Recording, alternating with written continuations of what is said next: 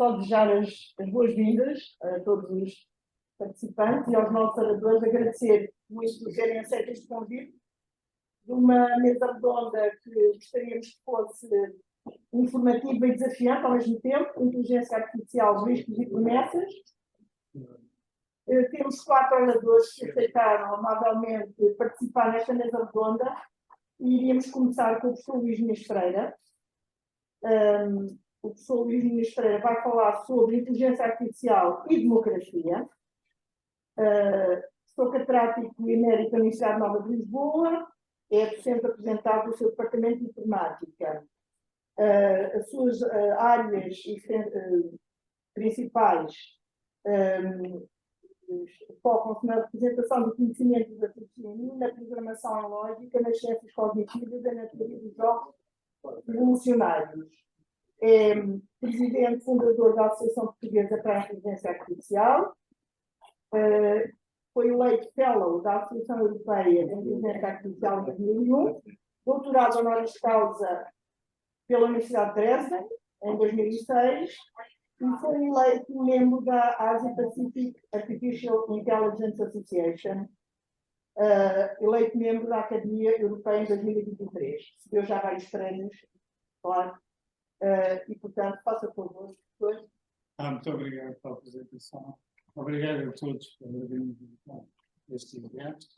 Como é que se tira? Ora bem, então, cá está o subtítulo, é Sociedade Algorítmica, é algorítmica, em que eu vejo.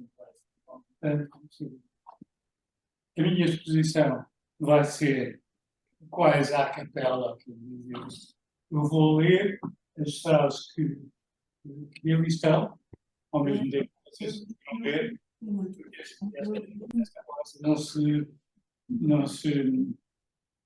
não é fácil colocá-la em bonecos.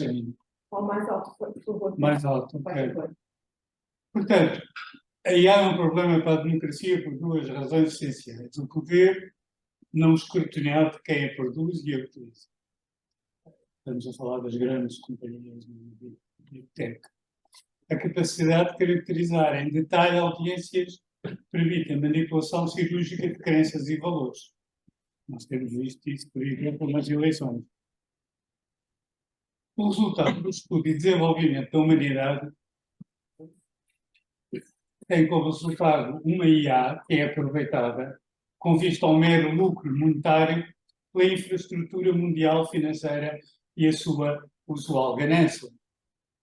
Tudo mede pela dimensão única do retorno, sendo irrelevantes os valores de externalidades e consequências.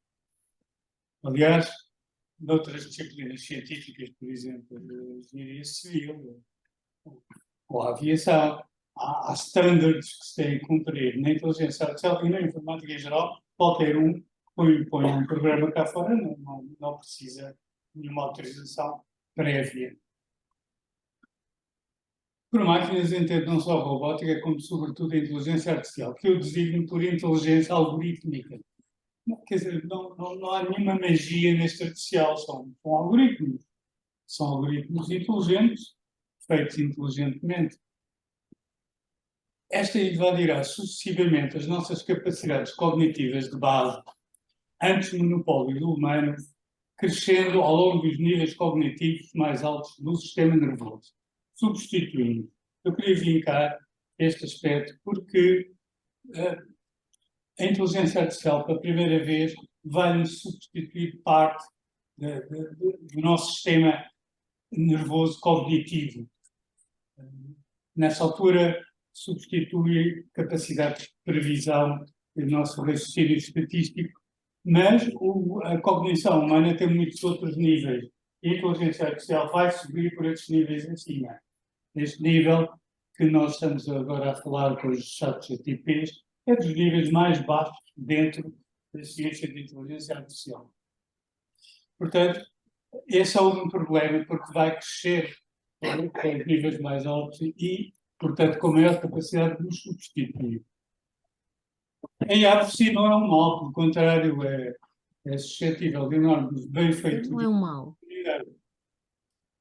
Mas a sua utilização em prol dos interesses restritos dos seus donos será cada vez mais um instrumento de determinação da humanidade, inclusivamente quanto à estruturação e funcionamento democráticos controlados.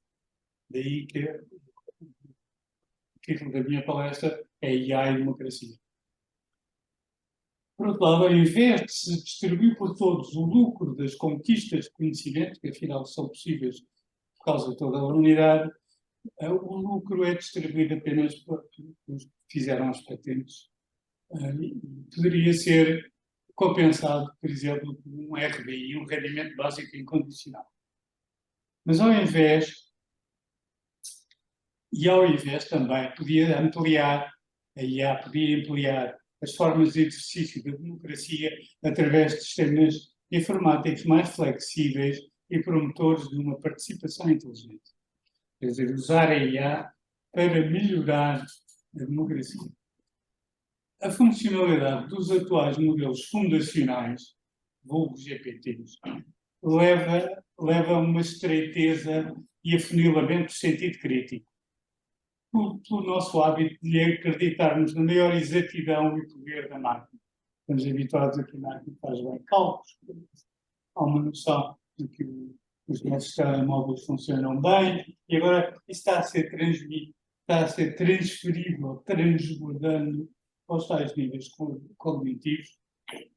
Nós continuamos a acreditar que mesmo nesses níveis a máquina tem a maior exatidão e poder que nós. Também pela falta de experiência de sentido crítico no sistema educativo. Este sistema educativo concentra-se no quê em vez de no como. Quanto à forma crítica e informada da obtenção do conhecimento, estreitando assim a bolha epistémica do possível. Esse é um dos pontos que eu quero vincar, a capacidade de bolha epistémica de ver as possibilidades do presente, do futuro, de olhar para o passado e poder vê-lo de outra maneira, até contrafactualmente. Não se pode apurar o exercício da democracia na ausência cada vez maior das bases de exercício de sentido crítico. E estes novos instrumentos da IA, porque tornam as coisas excessivamente fáceis, fazem com que as pessoas não exerçam, não se dê ao trabalho de exercer o sentido crítico. A algoritmização da opinião, por via de instrumentos automáticos de influência social, cada vez mais individualizados e também espalhados, porque a IA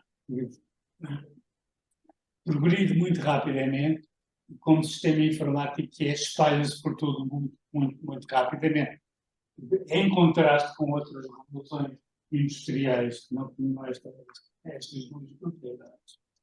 E leva a bolhas de opinião autorreforçantes, quer dizer, quem vê uma opinião, põe um like, concorda com o que o ChatGPT lhe diz, e isso vai reforçar a própria opinião que o ChatGPT pôs cá fora. Portanto, vai haver bolhas de opinião autorreforçantes, conduzindo a um isolamento social conflituoso. As pessoas já só querem comunicar com quem tem as mesmas opiniões que eu. As redes sociais são palco privilegiado de poderosas empresas que, a soldo de quem contrata os seus serviços, induzem ou reforçam comportamentos grupais e críticos. Em suma, a democracia está de veras em perigo se não houver o controle social regulado, planetário, dos novos e sucessivos instrumentos da IA. Agora passava ao tópico do colonialismo cultural, que é pouco falado.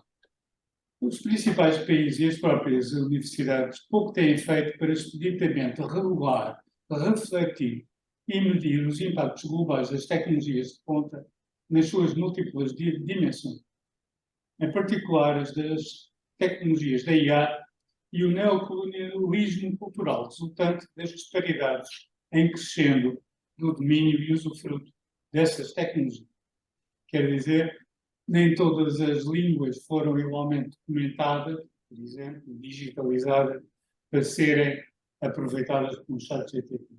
Inclusivamente, mesmo na Europa, o grego continental é diferente do grego cipriota, tem um léxico e tem alguns gramaticais diferentes, forma como os meus colegas do Chipre introduziram então os seus próprios documentos chipriotas, começou-se a ver que o ChatGPT começava a dar respostas muito mais à esquerda do que dava quando se usava apenas o grego continental. Este é um problema que ocorre em África, nos países que não têm as línguas primordiais, digamos, mais usadas no mundo. Os investigadores não estão habituados a este nível de avaliação dos impactos sociais da tecnologia. Entendem ser uma oportunidade para angariar mais projetos, abstendo-se de formular opiniões negativas. Existem temas tabus como o desemprego, o subemprego, a revisão do contrato social, quem ganha e perde com a tecnologia de ponta, etc.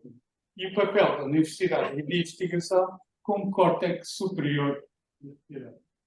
Portanto, eu esperava que a universidade, tendo as suas valências, faculdades, hábitos de discussão, de escrever, etc., pudessem pegar nestes problemas de grande multiplicidade conceptual. Nas universidades de investigação existe também um fenómeno presente na política, e pior, aliás, é o das portas giratórias, em que as pessoas transitam entre cargos nas empresas e funções nas universidades, muitas vezes em simultâneo. Há presidentes de centros de investigação que estão simultaneamente no Conselho de Administração, por exemplo, da Caixa Geral de Depósitos.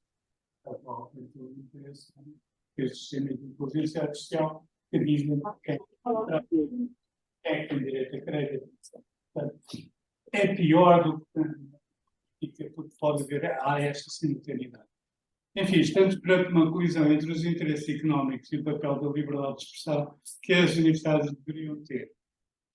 E mesmo ainda um novo neocolonialismo cultural, pois as novas tecnologias tratam as línguas e alfabetos de todo o mundo num número desigual, devido à desigualdade no envio dos documentos que rastreiam. Eu dei um exemplo mesmo europeu disso. Outras culturas estão cada vez mais sujeitas às línguas dominantes, e isto conduz ao tal afunilamento.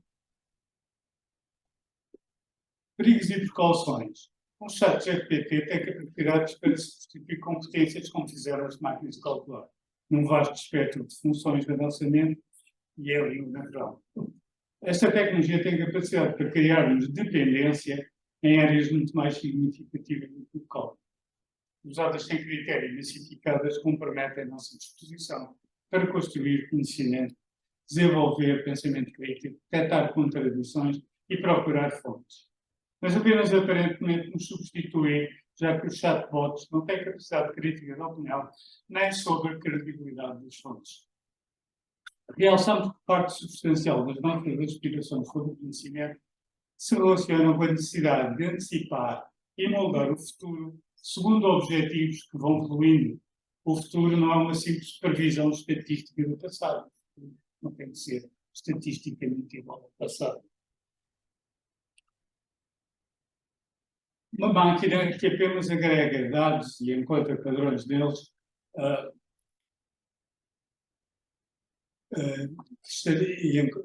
lá está aquela coisa ali que desapareceu. Está-me a tapar o sol. Selecionando a mais adequada é de pouca utilidade para a construção de novos estudos. Pensar fora dos padrões, ou de forma mais ousada, usar o conhecimento que temos como base para a criação de novos paradigmas, exige o uso de uma mente livre e ousada, capaz de colocar e explorar hipóteses que, dadas as suas características emergentes, não encontramos em padrões já estabelecidos.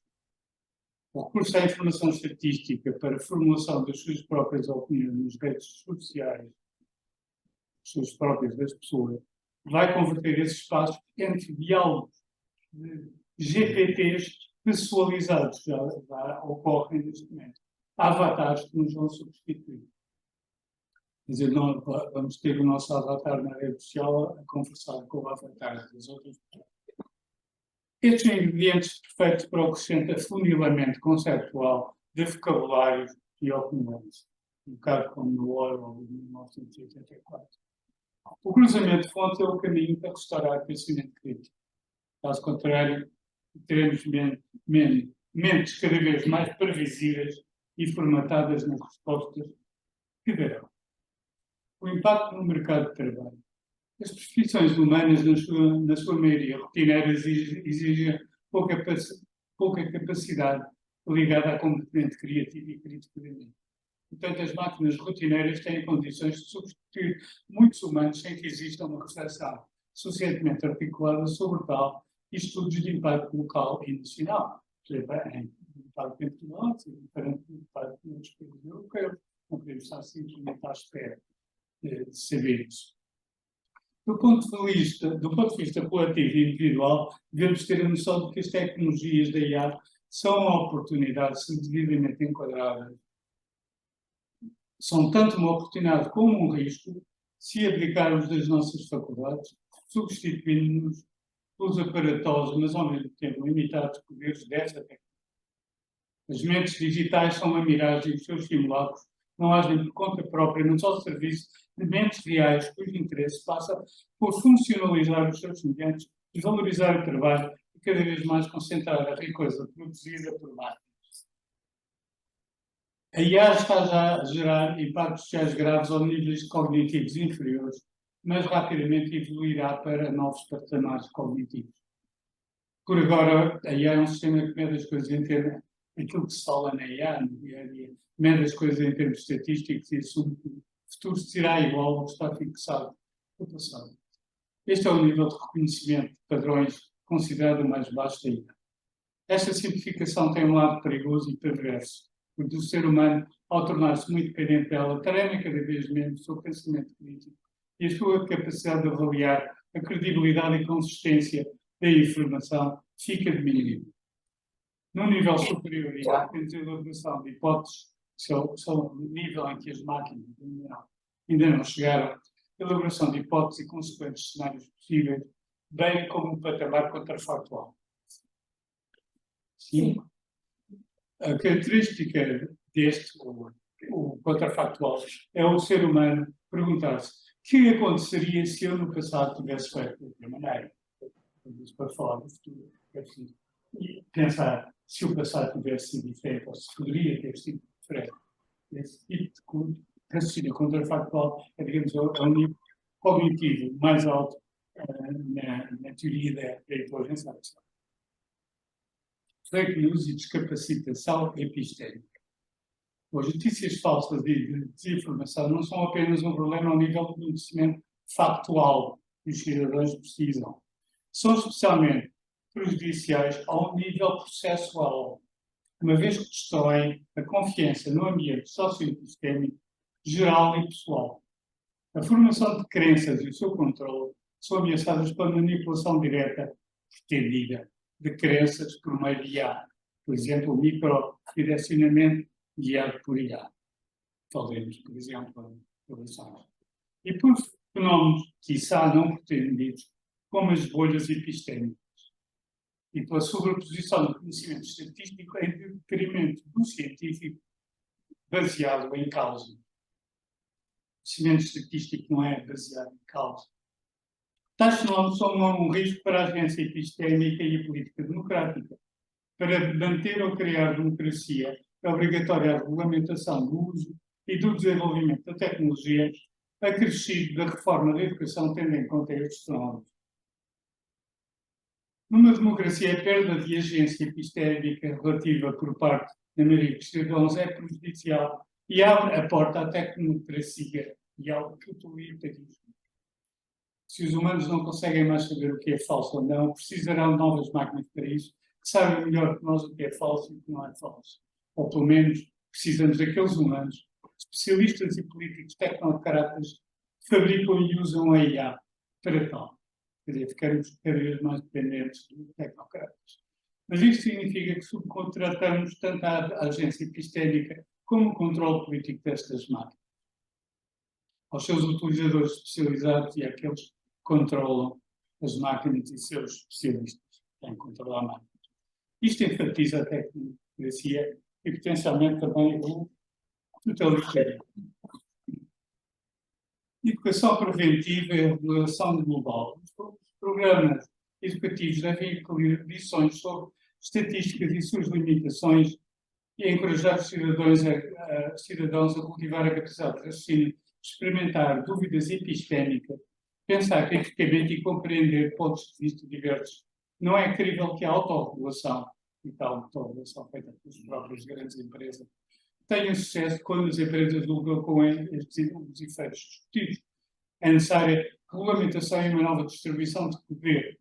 Numa democracia, o futuro da IA e da sociedade deve ser decidido pela população, não por um punhado de empresas e seus líderes, sujeitas a dissensões internas.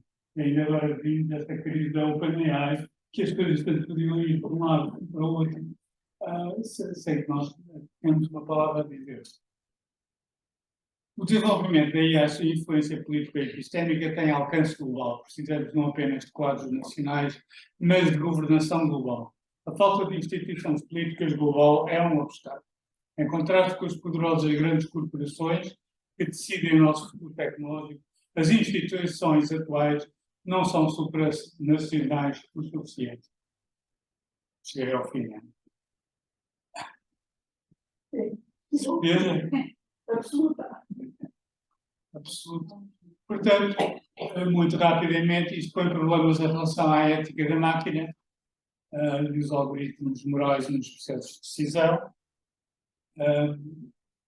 Precisamos de desenvolvimento das ciências cognitivas para estudar essa ética.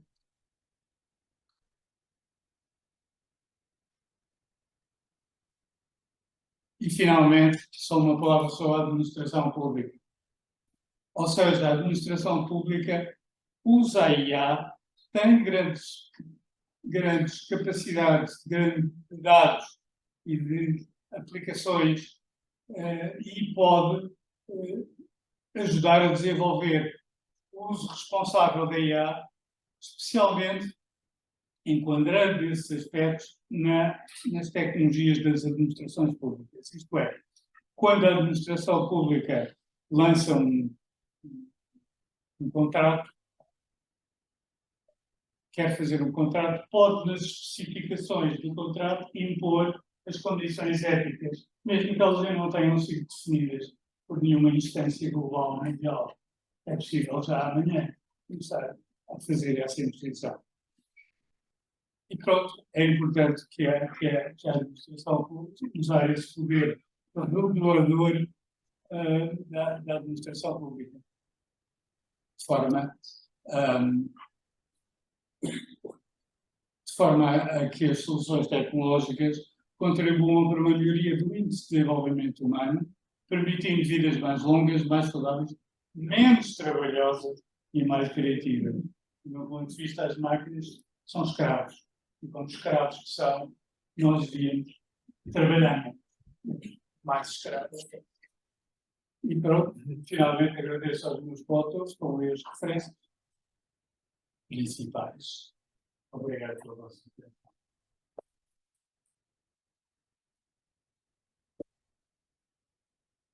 Muito obrigada. Nós iríamos deixar as questões para o fim. Muito bem. E está deseado passar à professora Margarida Saraiva. A professora Margarida Saraiva, que será auxiliar do Instituto Superior de Ciências e Políticas da Universidade de Lisboa, onde exerce as suas funções e onde se doutorou. As suas áreas de especialização são Nações Unidas e uso da força, e peço desculpa, o título não dei, devia ter dado. O título da intervenção da doutora Maria Francisca Saraiva, Inteligência Artificial e Controlo de Armamentos, Oportunidades e Desafios. Peço desculpa, então se compreende quais são as suas áreas de especialização. Nações Unidas e uso da força, resolução de conflitos, organizações de segurança e defesa, políticas de cooperação de paz, armamentos, direitos humanos e justiça penal. A professora foi docente do Instituto Superior Naval de Guerra, da Escola Naval, da Faculdade de Economia da Universidade de Coimbra e no curso de Relações Internacionais. e é conferencista em diversas instituições de ensino superior. Colabora como investigadora no Centro de Administração e Políticas Públicas, no Instituto de Defesa Nacional e no Centro de Investigação e Desenvolvimento do Instituto Universitário Militar, e foi conselheira do Conselho de Estado do Ensino Superior Militar. Pertence ao Conselho Editorial da revista Geopolítica, da revista Segurança e Defesa, da revista Portuguese Journal of International Affairs e da revista Janus ME e da revista Nação e Defesa. Por favor, obrigada. Muito obrigada. Não tem PowerPoint. Não tem PowerPoint. Posso sentar? Faz favor. Obrigada. Boa tarde. Eu queria começar por agradecer o convite da OTC e, em particular, ao professor Frederico Carvalho. A minha área são relações internacionais e, portanto, eu tenho trabalhado, sou uma curiosa, não uma conhecedora de IA, mas faço bastante trabalho em controle de armamentos e este assunto é absolutamente fundamental e incontornável para os estudos estratégicos e especificamente para o controle de armamentos. Ela tem sido estudada porque é realmente, do nosso ponto de vista, uma tecnologia disruptiva muito comparável às armas atómicas e depois nucleares que apareceram no final da Segunda Guerra Mundial. O seu poder destrutivo das armas nucleares foram muito estudadas, como sabem, porque a estratégia de dissuasão nuclear entre as duas superpotências e hoje ainda o clube nuclear assenta, digamos, no nuclear a sua estratégia de dissuasão foi muito disruptiva no sentido em que pela primeira vez quebrou a dialética arma-anti-arma. No sentido em que, na verdade, a estratégia de dissuasão era uma estratégia de impossibilidade de fazer a guerra e, portanto, de promoção da paz. Infelizmente, hoje em dia, temos já sistemas de defesa antimíssil na NATO e sistemas de defesa antimíssil nacional nos Estados Unidos que quebram um pouco esta situação. E, portanto, costuma-se fazer um paralelismo entre o fator atómico e agora a inteligência artificial no controle de armamentos, que realmente criou um grande sobressalto nos assuntos estratégicos. Neste sentido, eu acho que a inteligência artificial até é mais fraturante e mais disruptiva que o nuclear, porque tem aplicações tanto em armamentos convencionais como em armamentos nucleares. E pode estar ao serviço de todos os domínios operacionais da guerra, da terra, em terra, ar, mar, ciberespaço e espaço exterior. Para além do controle de armamentos, só queria dar aqui talvez uma visão geral de que a inteligência artificial também toca noutras áreas da estratégia, por exemplo, ao nível da decisão estratégica, político-estratégica, porque promete prever o comportamento dos outros Estados e da sociedade e pré-definir quais as suas opções, e, eventualmente ou idealmente sem emoção e enviesamentos. E também promete acelerar as decisões dos governos, pois analisam mais rapidamente as situações e reagem a elas. Por exemplo, a nível da educação e da promoção dos militares, também é possível usar a inteligência artificial para que a progressão da carreira assente em bases mais racionais. E, por exemplo, pode ajudar, eventualmente, a aperfeiçoar o desenho de exercícios virtuais ou reais, preparando melhor as operações de combate. Mesmo ao nível operacional, a inteligência artificial tem, enfim, e deployamento e mesmo ao nível tático, por exemplo, pode permitir uma imagem mais clara e profunda do campo de batalha e, no fundo, o ciclo do planeamento ser bastante mais curto. Permite igualmente, como sabem, a recolha de dados por drones e o uso de drones para destruir alvos, etc, etc. Portanto, são muitas as implicações do surgimento da inteligência artificial na área dos estudos estratégicos. Mas eu venho aqui falar-vos um pouquinho sobre o controle de armamentos e o desarmamento nesta área da inteligência artificial. A comunidade que se tem de políticos, de diplomatas, de estudiosos, de professores nas várias áreas, que na verdade acompanham o controle de armamentos, querem evitar que a inteligência artificial ou os sistemas de armas que podem utilizar a inteligência artificial destabilizem o sistema internacional, por um lado, e que tenham impacto humanitário, ou seja, nomeadamente, que possam ser sistemas de armas que atacam civis inocentes. E, portanto, são estas duas preocupações que no controle de armamentos nós temos. O tema é muito recente.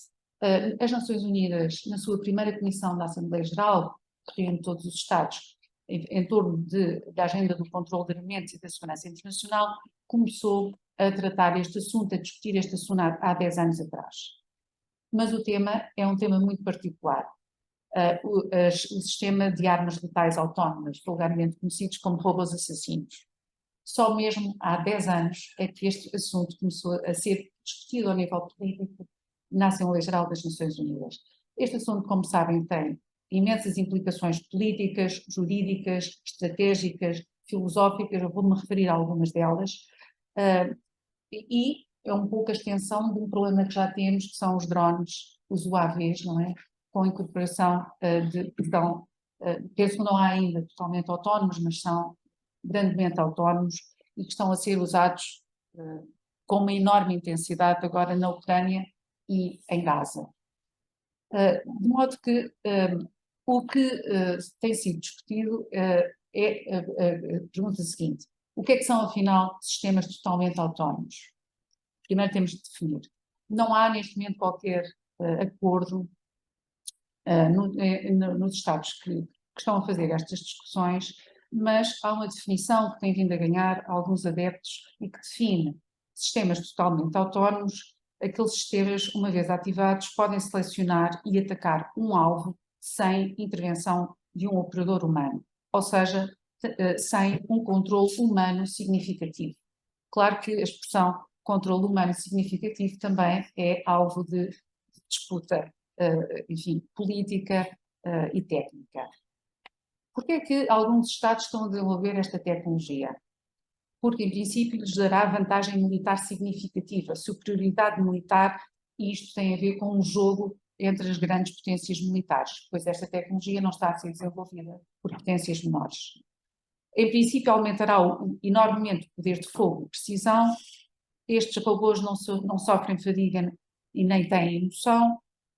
Permitiriam reduzir o número de militares no teatro de operações e o número de baixas, que têm custos políticos, como sabem, nas várias guerras em curso, e até poderiam reduzir operadores e analistas, possibilitando o envolvimento das Forças Armadas em missões mais difíceis, onde é difícil ir o ser humano, sei lá, no Ártico, no espaço exterior, ou até em, enfim, missões menos reguladas, mais sujas, que, enfim, não podem ser facilmente assumidas. Mas, no momento, aparentemente, não há ainda uma tecnologia suficientemente desenvolvida e não está nenhum robô, nenhuma destas tecnologias ao serviço operacional das grandes potências. Há muitos problemas sobre o direito internacional humanitário, o direito internacional dos direitos humanos, a distinção entre civil e combatente, o que é a necessidade militar, o que é um militar fora de combate, que tem que ser produtivo, etc, etc. Portanto, há imensos problemas do ponto de vista do direito, dificilmente poderão estes robôs cumprir as regras do direito internacional humanitário e do direito internacional dos direitos humanos, mas há um problema, penso eu, estratégico e filosófico. E o que eu acho que é o assunto principal, que é exatamente a ideia de se nós desejamos que seja, digamos, que a decisão da guerra possa ser uma decisão técnica e não uma decisão humana, uma decisão eminentemente política, embora com contornos estratégicos. E eu penso que é esse limiar que nós não devemos passar. Portanto, há um movimento neste momento bastante significativo internacional no sentido de proibir preventivamente esta tecnologia que ainda não está em estado operacional. E é isso que se está a discutir na primeira comissão da Assembleia Geral. Há todos os problemas que com certeza conhecerão, a inteligência artificial pode atuar de formas inesperadas, imprevisíveis, indesejáveis, pode funcionar mal, pode ser hackeada, enfim, todos esses problemas técnicos têm sido discutidos em termos políticos e, na verdade, desde 2014. O objetivo dos Estados que querem proibir preventivamente esta tecnologia antes dela estar operacional, querem negociar um protocolo a uma convenção que existe das Nações Unidas sobre armas convencionais de 1980. E, na verdade, neste momento há dezenas de países que são favoráveis a banir preventivamente estas armas, através de um tratado juridicamente vinculativo, que proíba o desenvolvimento destes robôs e ainda a regulamentação de outras armas autónomas. Estamos aqui a pensar em drones, devido à evolução enorme tecnológica e à sua utilização cada vez mais problemática. Estes países têm o apoio de 100 e tal ONGs, uma coligação de ONGs que é conhecida como Stop Killer Robots, que é liderada pela Human Rights Watch e que tem esta ideia de proibir preventivamente esta tecnologia e tem o apoio do Secretário-Geral das Nações Unidas e também do Comitê Internacional da Cruz Vermelha.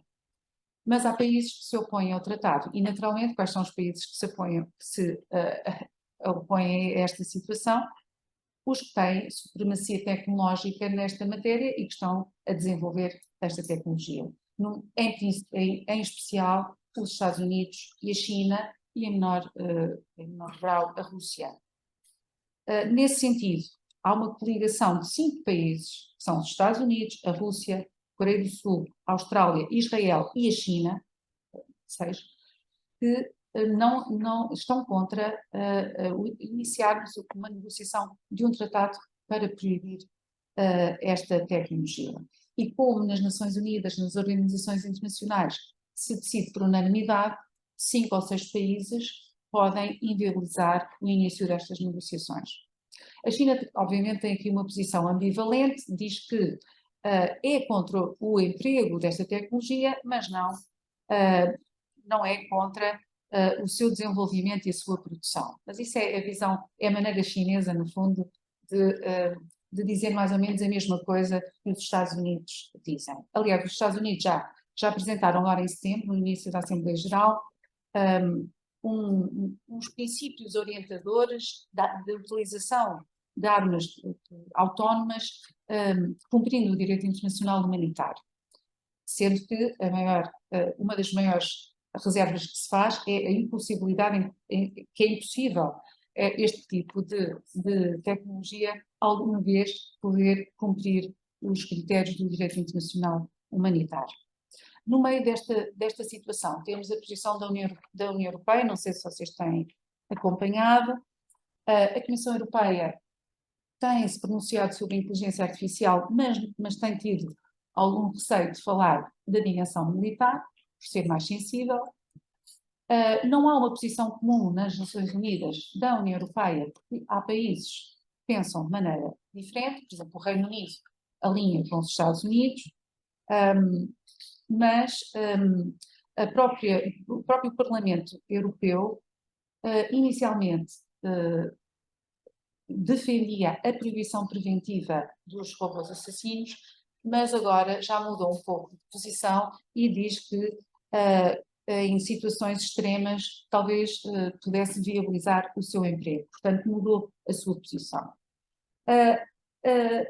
A França e a Alemanha fizeram uma declaração de política comum, fica ali a meio caminho, procurando salvaguardar que a decisão última de usar a força deve ser humana, portanto, como disse, o Reino Unido alinha claramente com os Estados Unidos.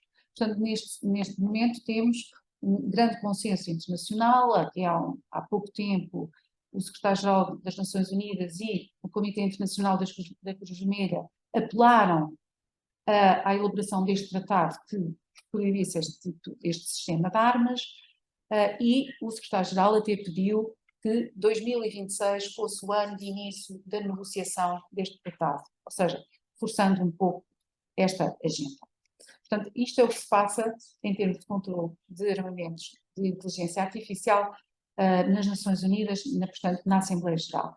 Eu só queria, tenho ainda mais uns minutinhos, de vos dizer que, do meu ponto de vista, este assunto é um assunto muito mais vasto do que uma tecnologia que está a ser desenvolvida e que virá, julgo eu, um dia estar operacional, mas que há muitos outros problemas estratégicos associados à utilização da inteligência artificial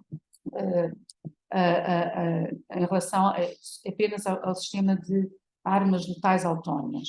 E, do ponto de vista do controle de armamentos, eu penso que, para além de termos que regular os drones com este tipo de tecnologia, eu julgo que o controle de armamentos também tem que se aplicar, por exemplo, às armas nucleares, porque pode haver associação entre as duas e, portanto, o Tratado de Não Proliferação Nuclear faz conferências de revisão e esse assunto devia passar a estar na sua agenda.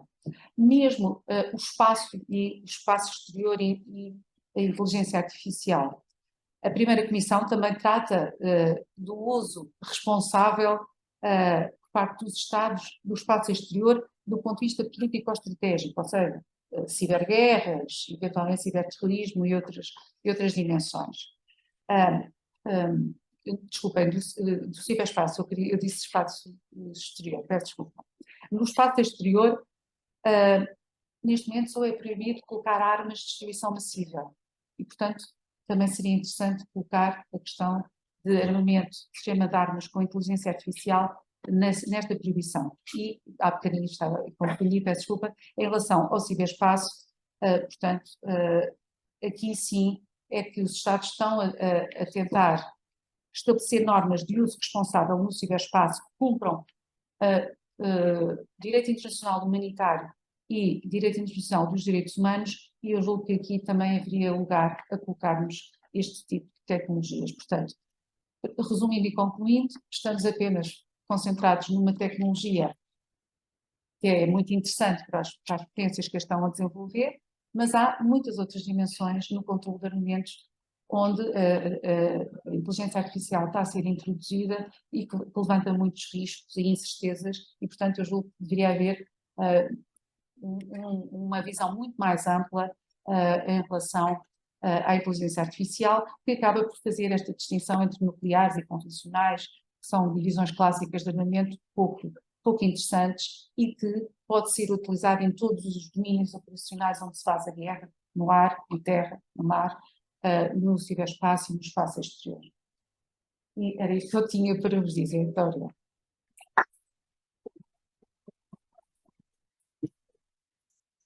Eu iria, neste momento, porque a professora tem sempre, elas têm aula, não é? Iria perguntar à assistência se gostaria de colocar alguma questão à professora Maria Francisca, uma vez que ela tem que sair e os outros oradores, se me permitem, eu faria esta introdução. Faz favor. Estamos à Almeida, só queria fazer um comentário. Acho muito interessante esta tentativa de controlar os novos armamentos, já vem desde há muito longe, a tentativa dos novos armamentos serem tudo anti-armamentos, não é? Lembro-me do debate quando apareceu a metralhadora, a inventou a metralhadora, pensava que a guerra ia acabar. Eu só queria, lembrei-me agora, há uns tempos, este ano, estive num colégio de Lisboa a discutir a inteligência artificial com adolescentes.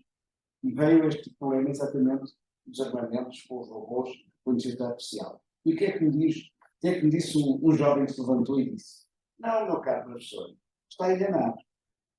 É muito bom este armamento, porque pode eliminar mais inimigos e poupar os nossos. O jovem tem esta ideia, isto não é uma ideia de jovem, é uma ideia generalizada, em geral, quando se pensa na defesa nacional. É esta mesmo. É ter a arma melhor, os meios melhores, para matar mais inimigos e ter menos mortes do nosso lado.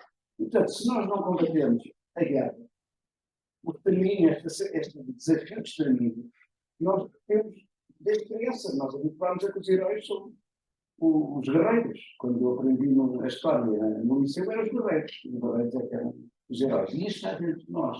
Portanto, acho que bem era que a ONU continue a combater, que não é só os armamentos, é acabar as guerras e os litígios sejam arrumados de outra maneira. Eu deixei de andar armado, não é? Meus antepassados vinham para aqui com uma espada, uma pistola nos cowboys, não é? Eu deixei felizmente, porque temos vários de direito. Portanto, quando for um planeta de direito, talvez não haja guerra. Eu acho que é essa sugestão da parte da guerra, para que mais efeito, arma a arma, para que for uma arma a arma. Mas aqui, é só uma ideia. Sim, sim, eu percebo o que está a dizer, mas as Nações Unidas têm que fazer muito mais para promover a paz e evitar a guerra. Mas elas próprias estão numa situação bastante difícil, tendo em conta a guerra na Ucrânia, não é? A vir outra. Sim, mas agora é um momento permanente, não é? Que está envolvido. E há quem fale num novo momento de São Francisco. Eu julgo que não vai acontecer num novo momento de São Francisco, no sentido de acabarmos com esta organização e criarmos uma completamente nova, sem os serviços que nós identificamos. Em todo o caso, o controle de alimentos tem uma lógica. O campo de negociação. Escreveu. Grava. Para explicar e como? Com um governo no planeta Terra. Era a solução de campo. Já lá temos centenas de anos, mas agora sem isso. Só queria dizer uma coisa, em termos de controle de alimentos, é estudado teorias muito normativas que não veem a guerra como inevitável, não é uma lógica realista, e, portanto, são estudos para a base, é encontrar as causas da guerra e para promover a paz. Portanto, nesse sentido, o controle de alimentos tem, digamos, um enquadramento conceptual muito mais largo. Só mais uma, por favor. É exatamente juntar-se de potencialidades nesta atividade de inteligência artificial para aprofundar os estudos para a base. Eu não sei se... Isso realmente é que teria uma grande virtualidade da inteligência artificial conseguir aquilo que nós humanos não conseguimos. Isso talvez tenha, digamos, a minha mensagem um pouco negativa, quando escolho de controle, estamos sempre a encontrar a parte má, não é? A parte má das tecnologias, os riscos, etc. Nesse aspecto. Mas, de facto, há muitas aplicações boas da inteligência artificial. As Nações Unidas, por exemplo, em vários pontos do sistema, têm usado a inteligência artificial para resolver, por exemplo, nas crises dos migrantes, para os migrantes poderem, em tempo real, saber onde estão, para se ter uma noção, por exemplo, das catástrofes ecológicas, uma recolha de dados maiores, reagir, etc, etc. Portanto, há toda uma aplicação prática, felizmente, em áreas ainda muito cirúrgicas, por exemplo, na ONU, onde realmente a inteligência artificial, mas que tem limitações. Eu penso que o problema aqui é as pessoas compreenderem que têm limitações. Eu não, os técnicos, os especialistas em inteligência artificial, sabem isso. É não passar a mensagem errada, que a inteligência artificial não tem todas essas limitações. A direção foi muito clara sobre isso. Então, nos ensinou aqui todas as limitações que elas têm. Mas, claro, a tecnologia pode ser usada para coisas muito boas. Contextualizado. Obrigada. Se não houvesse agora mais nenhuma questão, então podemos passar ao próximo orador, o professor Ricardo Paz Medeiros, que nos vai falar sobre os impactos da inteligência artificial. Os impactos da inteligência artificial serão o que as sociedades fizerem. O professor Ricardo Paz Medeiros é professor associado no ISCTE, doutorado em Economia pela Universidade de Luigi Bocconi, em Itália. Tem como áreas do seu trabalho relação entre a mudança estrutural e desenvolvimento económico, na política industrial e de inovação e na avaliação de políticas públicas. É diretor do ISCTE Sintra, Escola de Tecnologias Digitais Aplicadas.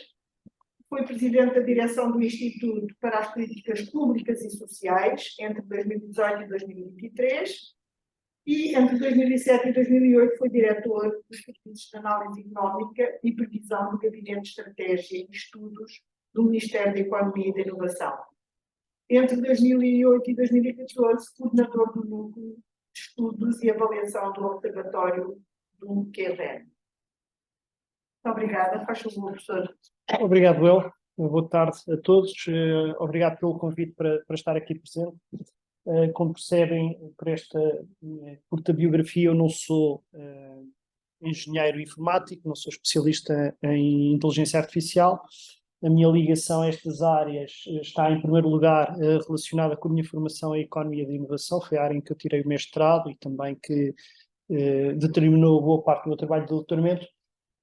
E, mais recentemente, com este meu envolvimento com o ISCTE Sintra, que é uma escola de tecnologias digitais aplicadas, como foi aqui dito, que tem uma licenciatura em Inteligência Artificial e, portanto, tem vários colegas a trabalhar nestas áreas, que me obriga, a mim, enquanto economista, também a estar mais próximo deste tipo de temas. Em qualquer caso, a forma como eu olho para as questões da inteligência artificial são muito a partir do olhar de um economista da inovação, para quem esta dinâmica de emergência, difusão de uma nova tecnologia é essencialmente mais um episódio no processo de transformação estrutural das economias e das sociedades, que acontece desde sempre, com maior intensidade e frequência desde a Revolução Industrial, embora mesmo na Idade Média tenha havido alterações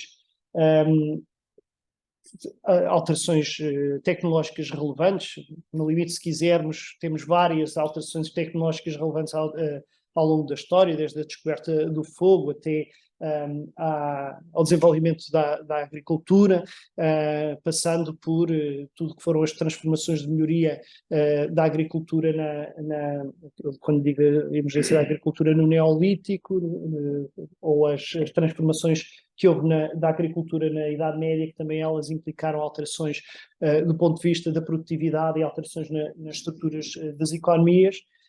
Mas, de facto, com maior impacto, aquilo que se passou desde a Revolução Industrial e, em particular, aquilo que foram as grandes fases de transformação desde a Revolução Industrial, passando pela mecanização, a máquina a vapor, até ao caminho de ferro e a eletricidade, o motor de combustão, a microeletrónica. Podemos, a partir da microeletrónica e dos anos 70, falar de várias fases destas dinâmicas de um novo paradigma tecnológico baseado nas tecnologias de informação. Primeiro a generalização do computador pessoal, a internet, a tecnologia cloud, os smartphones e tudo que eles implicam em termos de padrão de utilização destas tecnologias e de geração de dados e utilização de dados. Em larga medida, o surgimento e internalização dos smartphones estão na base daquilo que é a lógica do Big Data e, em larga medida, justificam, são um fator que puxa muito pelo desenvolvimento mais recente da inteligência artificial, como forma de tirar partido de grandes volumes de dados, em geral com objetivos de previsão, sendo a previsão aqui entendida em sentido bastante lato. A previsão pode ser a previsão de dados, tentativa de prever qual vai ser a evolução dos mercados financeiros, pode ser a previsão de comportamentos individuais, como é o essencial que é feito pelas plataformas de redes sociais, quando fazem recomendações e, no fundo, o seu modelo de negócio consiste fundamentalmente nisso, na previsão de gostos, previsão de comportamentos, até ao ChatGPT, que é uma previsão de texto que se segue a texto anterior, ou a previsão que está na base da criação musical ou da criação de imagens. Portanto, em larga medida, a inteligência artificial de que hoje falamos são máquinas de prever, como chamaram também alguns economistas canadianos, que trabalham no Canadá, o Argol e colegas, que têm um livro que precisamente se designa por Prediction Machines, máquinas de prever, equiparando o essencial do que é hoje a inteligência artificial a essa capacidade de previsão. Eu tendo a olhar para a inteligência artificial à partida, de forma bastante agnóstica. Isto é, a inteligência artificial é um instrumento, é uma tecnologia. De alguma forma já foi aqui dito antes, as tecnologias não são boas nem más, antes pelo contrário, e portanto as tecnologias podem ter resultados muito diferentes em função do modo como elas são apropriadas pelas sociedades. É possível nós encontrarmos vantagens potenciais para a inteligência artificial. E desculpem-me o meu enviesamento economista, tendo sempre a pensar em primeiro lugar em questões que têm a ver com produtividade. Produtividade significa à partida maior prosperidade, maior eficiência no uso de recursos, que é algo que é relevante não apenas para a eficiência económica, mas também para a preservação do ambiente, e também já aqui foi referido a questão da libertação do ser humano em relação a tarefas rotineiras. É verdade que nós não estamos a falar das tarefas rotineiras da Revolução Industrial, da atividade industrial, da atividade de transformação manufatureira. Portanto, nós estamos a falar de indivíduos que passam 10 horas por dia a fazer movimentos minimais, porque foi a forma mais eficiente que se entendeu que aquele conjunto, que aquela sequência de processos produtivos poderiam existir, poderiam funcionar. Estamos a falar de algo que, reconheço, é diferente, porque entramos já em domínios cognitivos, mas mesmo nos domínios cognitivos e em tarefas relativamente complexas, há muita dimensão, há muito trabalho cognitivo que também ele é rotineiro. Não? Há muito trabalho cognitivo que é repetições daquilo que já se fazia. E, na verdade, desse ponto de vista, há coisas que a inteligência artificial nos poupa trabalho rotineiro. Isto é, hoje não é preciso ter um domínio muito sofisticado do ChatGPT para, com base num determinado texto, pedirmos ao ChatGPT para nos fazer um resumo desse texto ou para nos preparar uma apresentação, um PowerPoint a partir de um texto que nós já fizemos. E é uma tecnologia que tem o potencial de nós damos as instruções sobre quais são os princípios básicos que queremos para essa apresentação e faz-nos essa apresentação. Eu estou a falar das coisas mais banais. Na verdade, falando no ChatGPT, que hoje é muito discutido, e hoje falamos em inteligência artificial fundamentalmente por causa do ChatGPT, porque até novembro de 2022 a preocupação da humanidade no que respeita às tecnologias digitais era a cibersegurança, não era a inteligência artificial. Eu digo isso também porque lá em Sintra nós tivemos este fenómeno muito interessante, que foi no concurso nacional de acesso do ano passado, o nosso curso em cibersegurança explodiu na procura do ano passado, e este ano a procura desse curso foi muito baixa e o curso de inteligência artificial explodiu. Não foi muito baixa, foi menor do que era, foi muito mais baixa do que foi o ano passado, e a inteligência artificial explodiu. Portanto, há aqui um fenómeno também um bocadinho de moda que influencia os padrões dos nossos debates. Dito isto, a inteligência artificial altera de facto uma série de coisas nas nossas vidas. O que eu estava a tentar dizer há pouco é altera também para melhor, para fazer algumas coisas que nós fazemos com mais eficiência. E com coisas que podem ser bastante sofisticadas. Agora poderia dar aqui exemplos inúmeros de várias aplicações, mas não é tanto assim, tanto este o meu objetivo. Apenas quero chamar a atenção para que, se esta tecnologia está a ter a suscitar tanto interesse e a ser objeto de tantos investimentos, em larga medida é porque ela traz consigo um conjunto de benefícios potenciais muito grandes. Dito isto, e já agora eu não tinha previsto isto, de falar exatamente sobre isto, não me vou alongar muito, mas gostaria eu já vou desenvolver um aspecto do que vou dizer agora, mas há outro que não vou desenvolver, só quero deixar aqui um parênteses.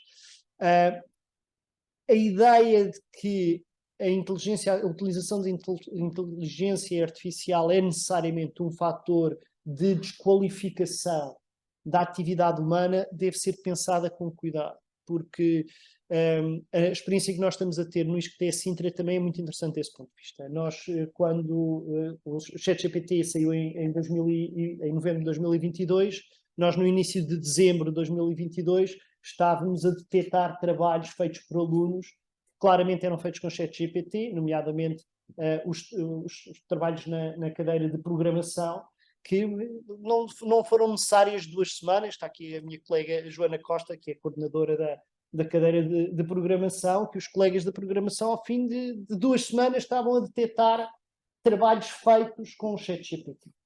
A nossa atitude, em vez de entrarmos em pânico e proibirmos fosse o que fosse, foi criarmos como obrigatória uma cadeira, um módulo de competências transversais.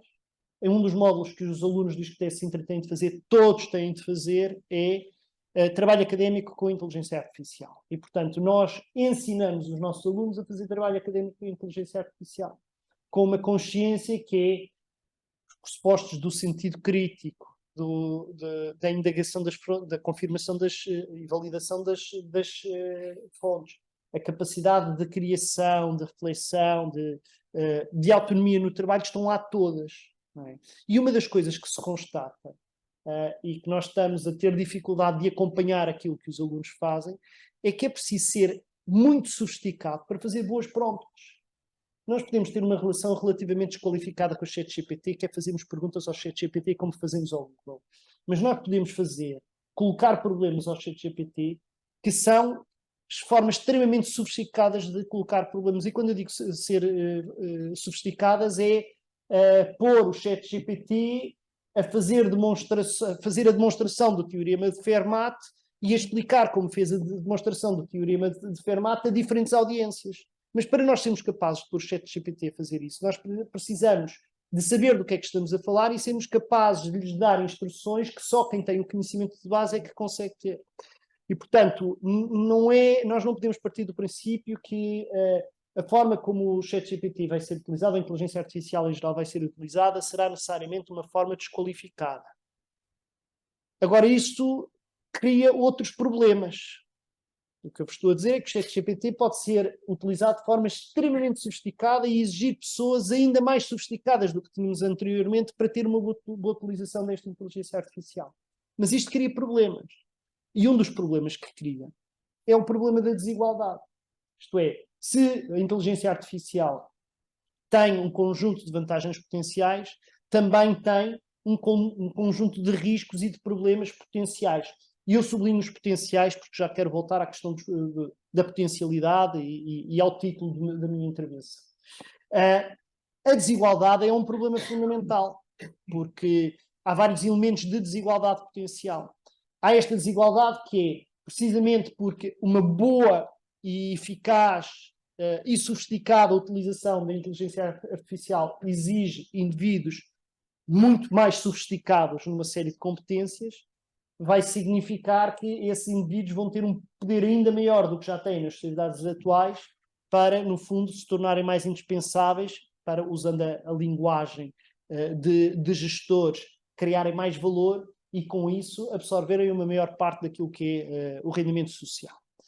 Mas a desigualdade não está a este nível apenas, está também ao nível, já aqui foi falado, da relação entre países, porque os países não estão todos no mesmo nível de desenvolvimento da inteligência artificial, e ainda mais preocupante no meu ponto de vista é que a inteligência artificial envolve economias de escala de grande dimensão, o que significa que a tendência é para que haja um conjunto relativamente pequeno de players, de grandes empresas a dominar os negócios baseados na inteligência artificial, e isso significa que a tendência, já sabemos, quer dizer, as 4 grandes plataformas digitais hoje têm níveis de investimento em investigação e desenvolvimento que são maiores do que a União Europeia tem para um período de 7 anos, cada uma delas por ano, não é?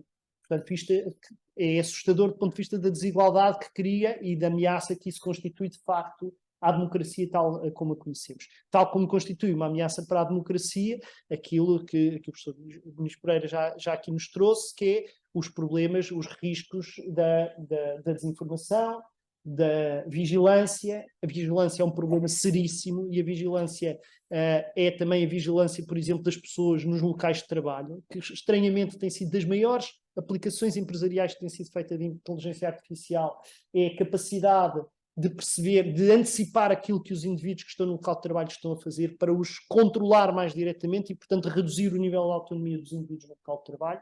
Mas a nossa vigilância e manipulação enquanto cidadãos, com certeza. Nós podemos ainda falar sobre os riscos da automação, mas sobre isso eu gostaria de dizer que estes riscos, que a história nos mostra, é que devem ser um bocadinho relativizados. Os ludistas, sabemos, foram contra as máquinas da Revolução Industrial porque entendiam que elas iam substituir o trabalho. Mas substituíram efetivamente o trabalho.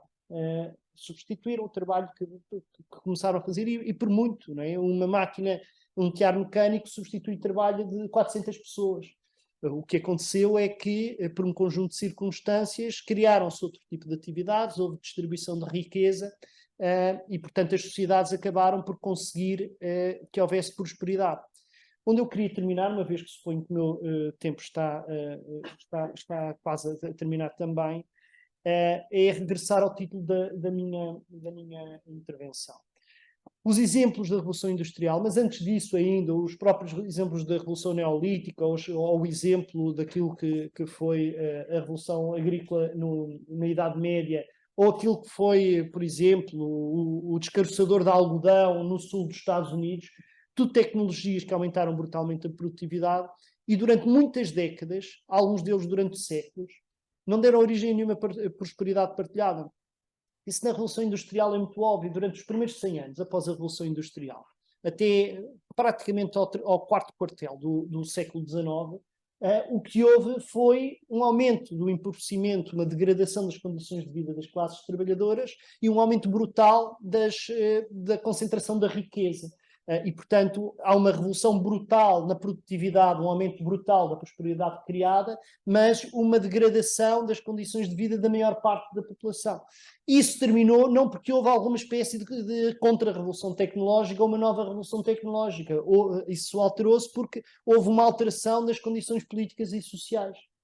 E houve, por um conjunto de circunstâncias que se foram acumulando ao longo de décadas, capacidade de organizar as sociedades de forma a assegurar que a prosperidade gerada pelas novas tecnologias fosse devidamente repartida e também, ao ser repartida, fosse distribuída. E, portanto, isto serve-me para dizer, para reforçar esta ideia de que nós podemos, eu acho que nós estamos perante uma situação preocupante. Eu não estou otimista em relação aos impactos nos próximos anos da inteligência artificial, por causa de tudo aquilo que eu disse. Eu acho que a tendência, para já, nós ainda não estamos a ver efeitos muito significativos na produtividade. Estamos a ver o pouco que existe em termos de aumento de eficiência está a levar à concentração de poder. As ameaças à democracia são muitas. Os problemas da degradação da democracia, o aumento da vigilância, o fim da privacidade, são tudo fatores que nos devem preocupar. O que eu não tomo é nenhuma posição de determinismo tecnológico em relação a isto. Isto não é apenas as tecnologias que definem, o que define a forma como as tecnologias são associadas é a forma como a sociedade se organiza, e para mim o facto de estarmos hoje aqui reunidos a discutir este tema e sermos apenas um de muitos milhões que estão neste momento a discutir este tema, abre-me algumas expectativas que, apesar de tudo, as sociedades estejam conscientes e que se estejam a organizar para procurar utilizar estas tecnologias da melhor forma. Volto a dizer, não estou com a expectativa que isto produza resultados socialmente muito benignos no curto prazo, mas também não creio que estejamos destinados a viver numa sociedade autocrática e profundamente desigual. Acho que, como sempre, o futuro das sociedades está na mão das sociedades, está na mão das pessoas. Obrigada.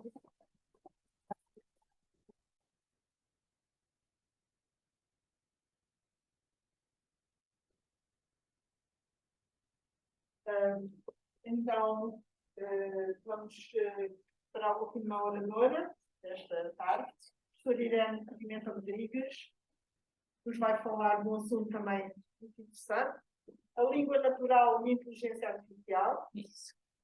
A professora Irene Pimenta Rodrigues é professora associada do Departamento de Informática da Universidade de Évora, minha colega e amiga, e é investigadora do polo de Nova Links, Laboratório for Computer Science and Informatics da Universidade Nova de Lisboa, de Évora. Portanto, é o polo de Évora deste centro de investigação. Fez doutoramento na Universidade Nova, em Informática, na área do processamento da língua natural, e o seu trabalho de investigação enquadra-se na área de processamento da língua natural, sistemas de diálogo e pergunta-resposta, representação do conhecimento e semântica da web. Podes começar.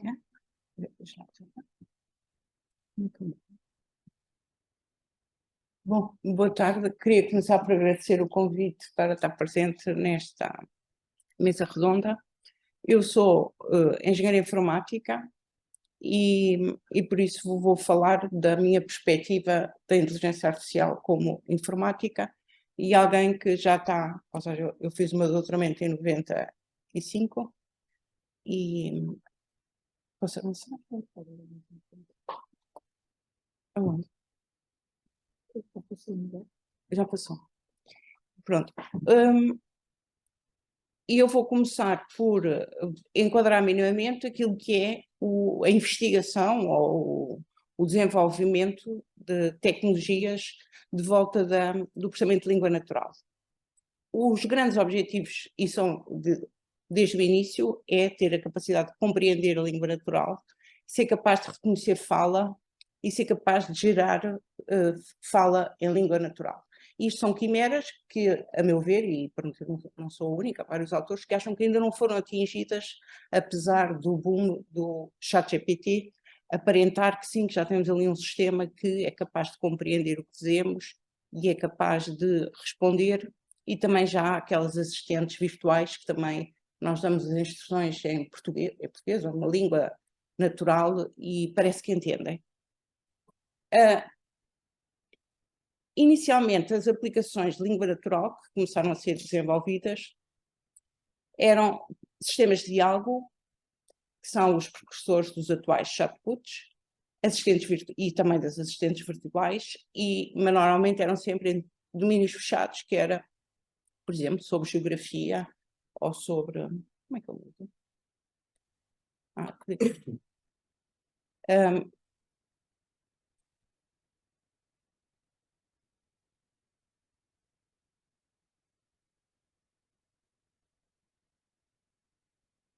Desculpa. Sim. Outras aplicações que começaram a ser feitas foram, por exemplo, corretores ortográficos, que agora ainda que são conhecidos de qualquer utilizador de computador que esteja a utilizar ou a escrever um mail ou um editor de texto. E tradução automática também começou a ser feita, foram das aplicações iniciais. Que tecnologias é que eram usadas nessa altura? Não está bem. Penso que abriu demais. Pois, penso que abriu demais.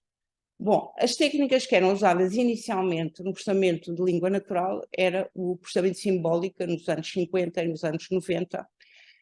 Houve algumas tentativas, ou começou-se a usar também já alguns modelos estatísticos, mas mais virados para o reconhecimento da fala.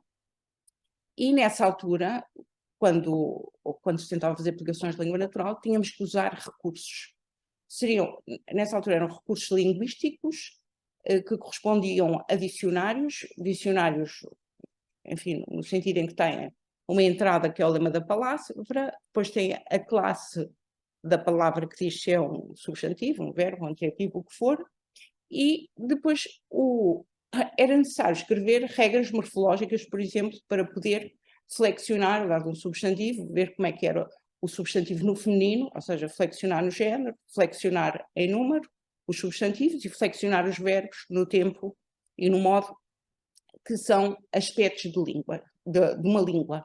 Por exemplo, o inglês é uma língua que neste aspecto da morfologia é mais simples do que o português e não requeria tanto esforço a escrever, aliás, nem precisa das regras morfológicas. Regras gramaticais necessitam de uma teoria linguística e de alguém que seja capaz de escrever essas regras enfim, são regras lógicas que permitam depois inferir as classes gramaticais ou as estruturas gramaticais que estão numa frase.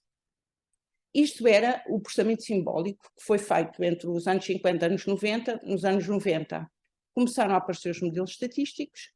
O problema destas metodologias é que exigiam, os dados são caros, não é? É caro construir dicionários, é caro fazer regras, sobretudo regras gramaticais, e depois tenho ali aquelas reticências que correspondem à necessidade também de ter regras semânticas, de ter conhecimento, porque eu só estou a entender a frase se tiver alguma representação do mundo para aquilo que está a ser dito, e por isso era caro, era dispendioso. Quando vieram os modelos estatísticos, e também a partir dos anos, eu não sei, eu estava baixo, mas não, atrás. Eu devo ter aberto. Isso está ótimo. Os modelos estatísticos começaram a aparecer nos anos 90 e a partir dos anos 2010 apareceram os modelos com redes neuronais, incluindo os modelos transformacionais, que é aquilo com que é construído o famoso ChatGPT, que corresponde àquilo que também se chama o LLM, que é Large Language Model, que permitem, de alguma maneira, como já foi aqui falado mais de uma vez, permitem eu construir um modelo para alguma tarefa de processamento, como por exemplo um corretor ortográfico, em que o que eu vou usar não são os tais dicionários, que não preciso, vou usar textos, conjuntos de textos anotados. O que é que são textos anotados? Está aqui um exemplo, isto é uma imagem do anotador, são textos anotados manualmente por algum perito, mas não precisa ser um linguista, porque é diferente eu estar a anotar, que neste caso é um exemplo de marcação de entidades mencionadas, em que eu vou a cada nome, que pode ser constituído por uma ou mais palavras, e pinto com uma cor, e digo o que é categoria do, por exemplo, está ali Parlamento, eu digo que é uma organização, ali a Duma também digo que é uma organização, ali é uma pessoa, e por aí fora. E quem diz, pronto, isto é só um pequeno exemplo do tipo de anotações que são feitas nos textos, mas que permitem, ou seja, porque eu faço isto em muitos textos, permitem-me construir um modelo que mais tarde me consegue, dado um novo texto, reconhecer, marcar quais são as entidades mencionadas e a sua categoria. Isto é uma tarefa simples, comparada, por exemplo, com a tarefa do ChatGPT, que foi treinado também usando o quê? Textos para construir o tal modelo da língua, e o modelo da língua é construído com o quê? Calcula, no fundo vai apurar a probabilidade de uma dada frase ser seguida por outra, e a probabilidade de uma dada palavra está no contexto de outras palavras de uma frase. Problema, são precisos 14 bilhões de palavras para conseguir treinar um modelo da língua, como o do ChatGPT ou o da Google, que se chamam o BART. Problema na construção destas aplicações. Eu preciso dos tais textos e também preciso dos dados, que são, por exemplo, aquilo que se pode chamar que é um dataset, que é a marcação de uma tarefa, que eu depois vou dar como observação ao meu modelo estatístico, que vai construir um modelo que depois reconhece o que aqui está. Exemplos de tarefas que podem ser feitas assim são, por exemplo, os corretores ortográficos, que comparado com aqueles que havia no início dos anos 90, agora são, por exemplo, eu uso o meu mail no Gmail e ele não só me põe logo a vermelho se parece que a palavra não está bem, como ainda é simpático e até me faz umas sugestões de como é que eu vou conseguir terminar a minha frase. Como é que isso é feito? Com dados. Que dados são esses? São dados que são recolhidos, imagino eu, no caso do LLM da Google, que é o BERT, recolhido, se calhar, com os meus mails, não é? Com os meus textos, e não me pediu autorização. Um detetor de spam é algo muito simples, que já existe há muitos anos, mas que é feito da mesma forma. Eu tenho que ter o meu universo, que são um conjunto de mails, e vou marcar uns que são spam, outros que não são. Quando tenho um conjunto que seja significativo, consigo construir o meu modelo, e a partir daí eu só tenho que passar o meu mail e ele diz se é ou não é spam. É trivial para a Google fazer aquilo, mas eu, se tiver uma empresa e quiser fazer um detector de spam, não tenho os mesmos meios, porque foco nos dados. E poderia continuar por aqui com aplicações tão atuais, de legendar vídeos, tradução automática. A tradução automática já vem, ou seja, o sistema de tradução automática, por exemplo, da Google e há outros, são proprietários, quer dizer que eu posso usar, eu como utilizador posso usar o tradutor automático da Google, mas para traduzir 4 ou 5 frases. Se eu quiser traduzir um livro, eu aí terei que pagar à Google o serviço. Porquê é que eu não posso construir o meu próprio tradutor automático? Porque eu não tenho os dados. Porque o software, a própria Google o oferece. Eu posso ir... a possibilidade de usar os computadores deles, a própria Google oferece essa possibilidade. Eu consigo usar. Os dados é que eu não tenho. E os problemas que há atualmente, pronto, eu estou a falar sobre a língua natural, mas também pode-se generalizar outras aplicações ditas de IA, e quando falamos em IA, muitas vezes estamos a falar de reconhecimento de padrões, porque a IA pode ser mais do que isso, e como o professor Muniz Pereira disse, é uma forma, é uma técnica para construir aplicações. Que necessita do quê?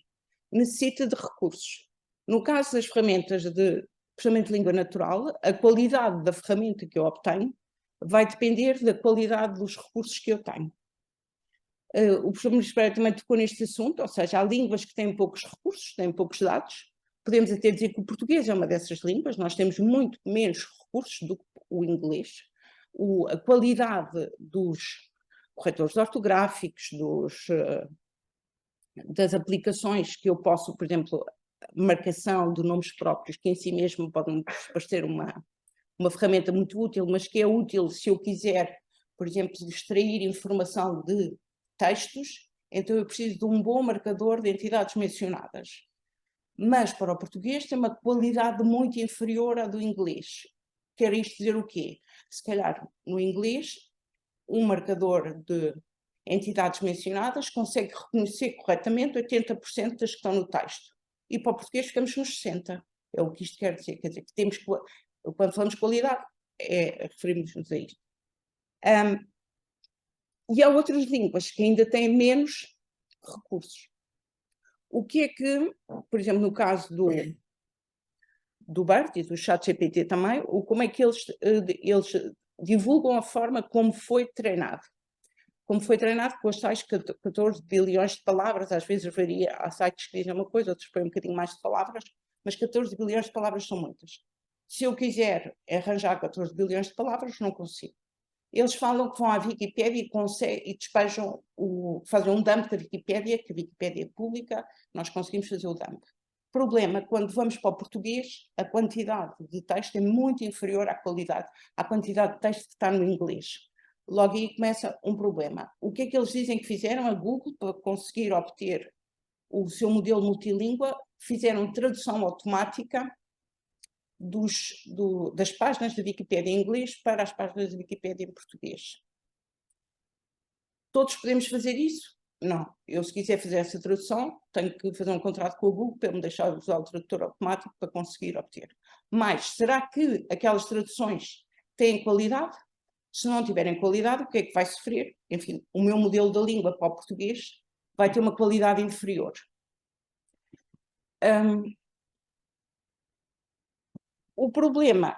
Um dos problemas para permitir a utilização ou a construção deste tipo de ferramentas, que eu acho que são úteis e que é importante para, até podia dizer para a humanidade, mas também não exagero, os dados são propriedades de empresas privadas. Por exemplo, os dados em empresas como a Google, como a Microsoft, como a OpenAI, que são proprietárias de dados. Proprietárias de dados que, se calhar, não são deles, não é? Porque se no caso da língua natural eu uso o ChatGPT, não consigo reconhecer que está lá uma passagem do livro do Saramago e que eles não pagaram os royalties, não me custa acreditar que eles conseguem ver os textos dos livros de Saramago que eu não consigo ver. Porque se eu quiser ver, tenho que ir à editora e pedir autorização. Eles têm mais que um investigador, ou um indivíduo, não tem. Têm dados que nós não sabemos quais são e que aparecem às vezes, já aparecem volta e meia nos jornais, relativamente àquelas pinturas que eles fazem a partir de prompts, em que usam pinturas para os quais não pagaram royalties, mas estão lá na base de dados. Como é que lá vão parar? Não sabemos. Assim, os dados são propriedade, são recolhidos por empresas privadas. Muitas vezes há dados que estão dispersos, por exemplo, no caso de dicionários, que até podem ser públicos e que nós podemos usar, não estão, ou seja, não são acessíveis. Acessíveis no sentido em que, se eu não sei onde estão, se calhar não consigo encontrar, é difícil de encontrar. Então, como é que nós podemos, isto é uma sugestão, porque o tópico da conversa era vantagens e soluções para estes problemas. Do meu ponto de vista, o problema maior situa-se nos dados, ou seja, no caso daquilo que estamos a falar de inteligência artificial como reconhecimento de padrões, que são a maioria das aplicações que são visíveis. O próprio ChatGPT, o que é que tem? Tem o tal modelo da língua que é feito lendo livros e não sei o que mais, que eles dizem, e depois tem o que ao lado, tem um dataset, não tão simples como aquele que eu mostrei das entidades mencionadas, mas de diálogos, em que ou seja, as empresas pagam, enfim, indivíduos, funcionários, que vão introduzir perguntas e respostas. E é isto que o ChatGPT aprende.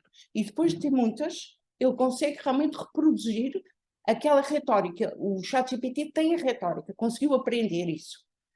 Mas não é mais do que isso. Quer dizer que se eu tivesse esses dados, mais os textos, dado que a tecnologia é conhecida, tinha que talvez ter também a possibilidade de ter aqueles computadores que a Google tem e que essas empresas têm, que requerem muita capacidade de computação, que, por exemplo, em Portugal se calhar não existe, e eu conseguiria fazer o mesmo, ou melhor, ou conseguiria, talvez, verificar.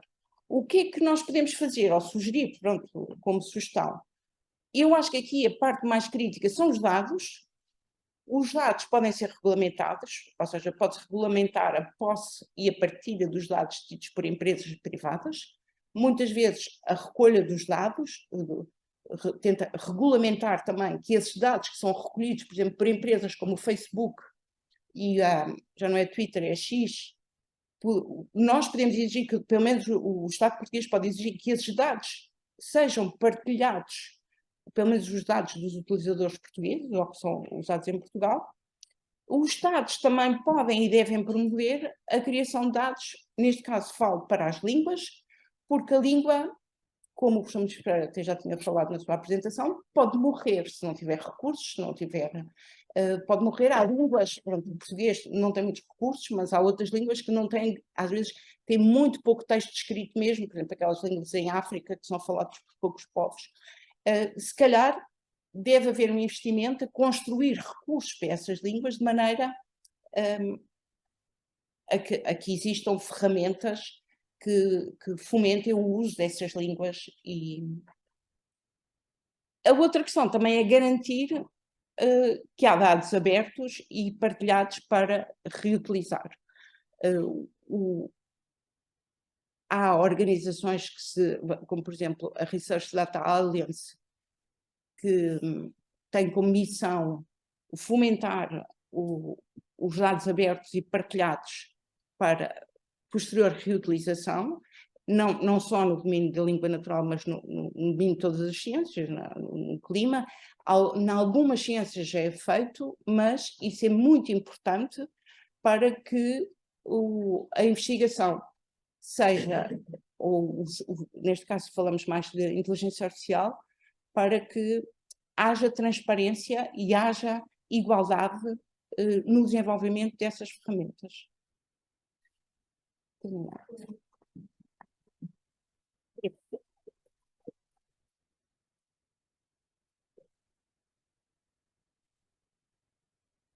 Convidar os oradores, se quiserem, virem para a mesa e as pessoas que queiram colocar questões, professor. Deixa eu ver. É talvez mais fácil as pessoas colocarem as suas questões, faz favor.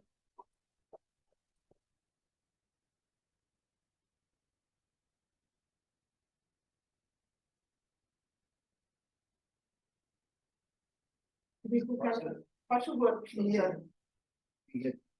Mas deixe aqui os meus oradores sentarem descansados. Antes de eu começar aqui. Eu queria começar exatamente com o professor Ricardo Paz de Nunes. E com certeza que eu percebo o que é que ele falou das grandes qualificação, porque eu me escrevi já muitas vezes a bandeja do público e noutros sítios sobre a ameaça da desqualificação e da vulnerabilidade dos humanos com a inteligência artificial. Eu gostaria de perceber se efetivamente estamos a falar de duas desqualificações diferentes. Possivelmente sim. Eu estou a falar de desqualificação no sentido contrário àquele que o primeiro diretor-geral da Unesco colocou quando inventou a palavra transhumanismo, que foi o Julian Axler, o irmão do outro Axler, em que desejava que os humanos no futuro aumentassem as suas capacidades cognitivas e intelectuais para poder cada vez mais responder aos desafios e perceber o que são as questões, enfim, da natureza e do mundo. Ora, o que acontece com estes temas de inteligência artificial? Eu estou a falar isto da minha experiência nos grupos de reflexão de Direito e Inteligência Artificial da Universidade Católica, onde discutimos muito este aspecto, e também nos aspectos científicos, em grupos científicos.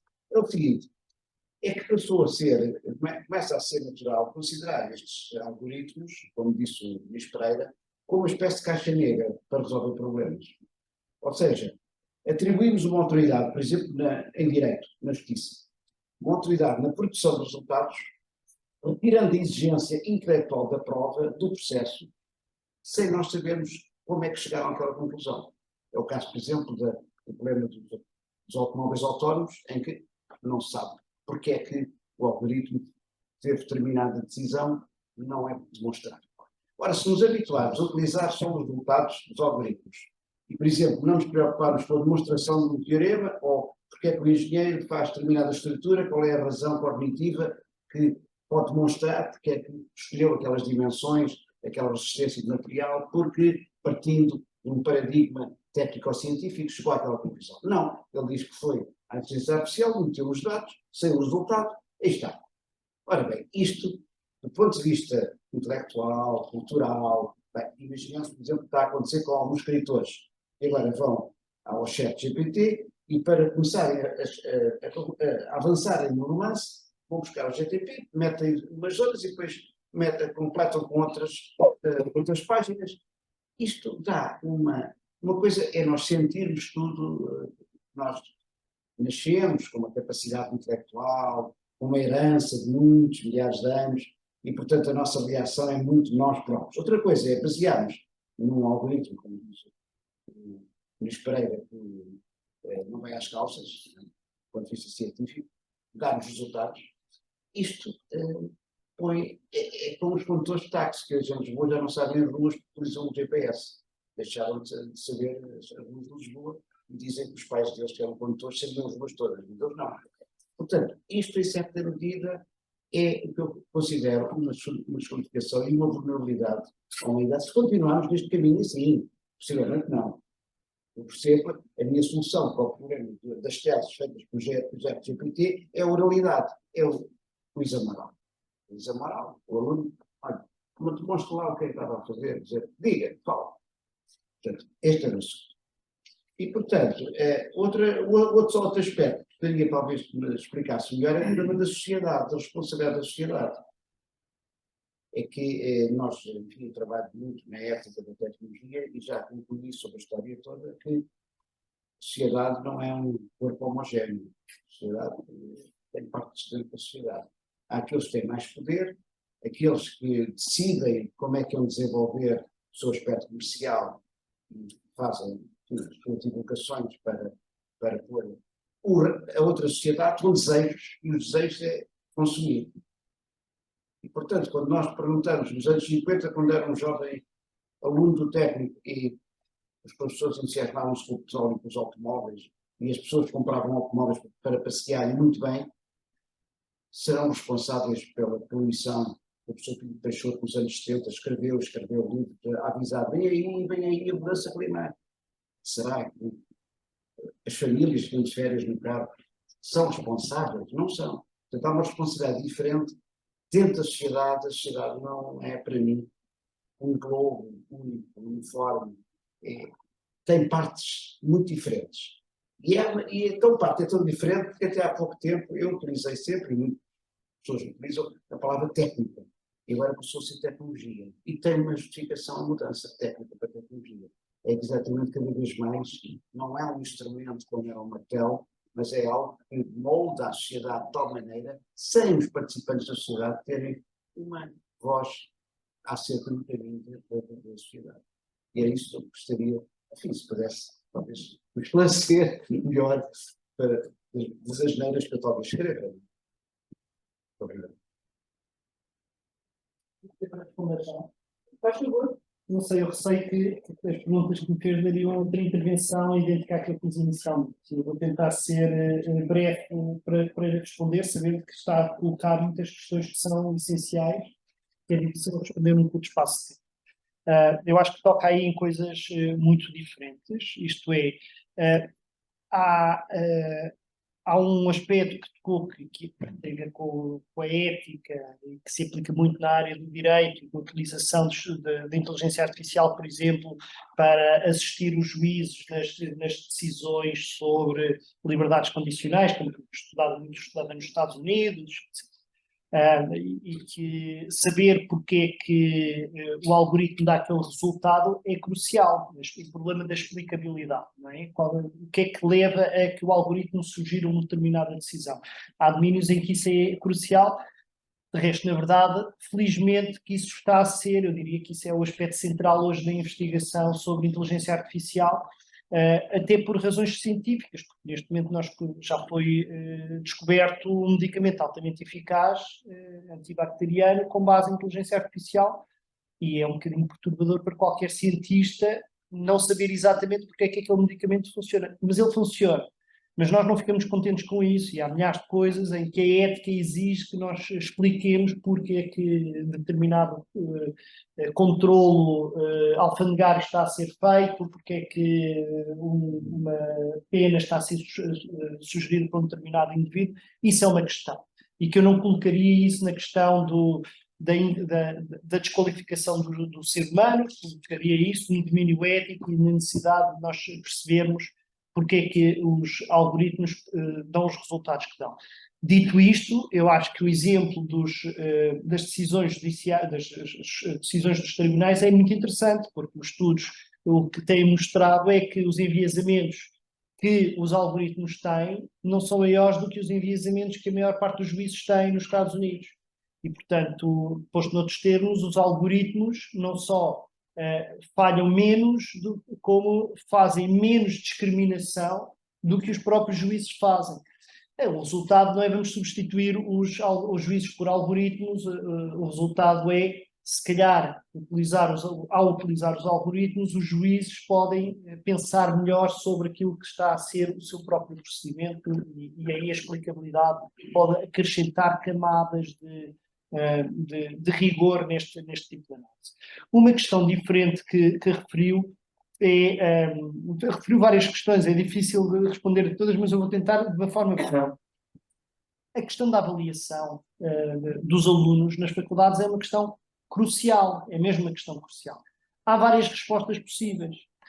Uma resposta é dizermos vamos passar a fazer muito mais avaliações orais. Mas não é a única possibilidade. Há outra possibilidade que é dizer-lhes à partida, nós queremos que vocês resolvam este problema que nós vos estamos a dar com inteligência artificial e vocês, para além dos resultados, vão nos mostrar quais foram as prompts que utilizaram para obter esta solução e porquê.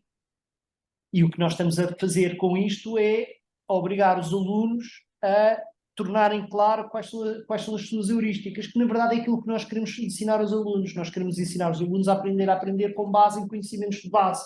Nós não queremos que eles reproduzam conhecimentos que outros já têm.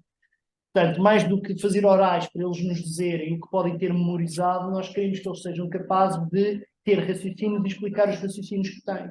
Não é? Isso é uma coisa que, inclusive, para já, até pode ser que a inteligência artificial caminhe, e acho que vai caminhar mais cedo ou mais tarde, para uma situação em que explica aos alunos porque é que eles fazem os prompts que fazem. Mas entramos aqui numa recursividade, em última análise, nós precisamos sempre ter algum input humano.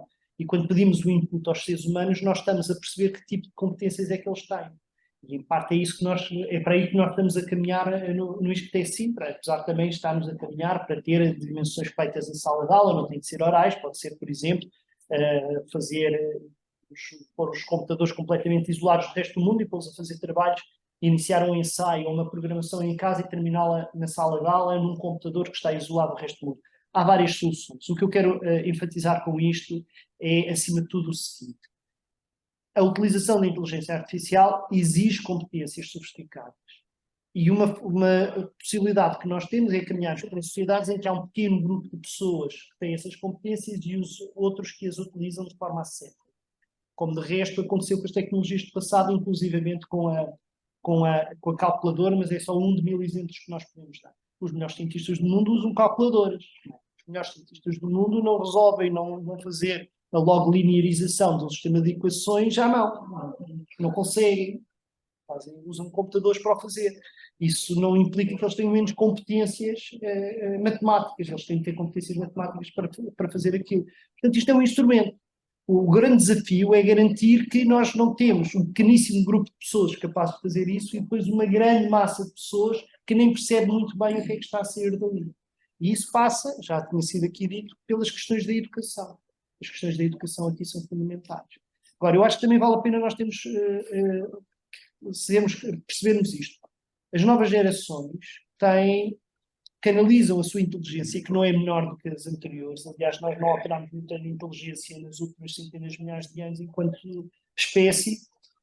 As novas gerações utilizam a inteligência que têm para tirar um partido muitíssimo sofisticado dessas tecnologias. E, portanto, vão alcançar coisas fabulosas com estas novas tecnologias.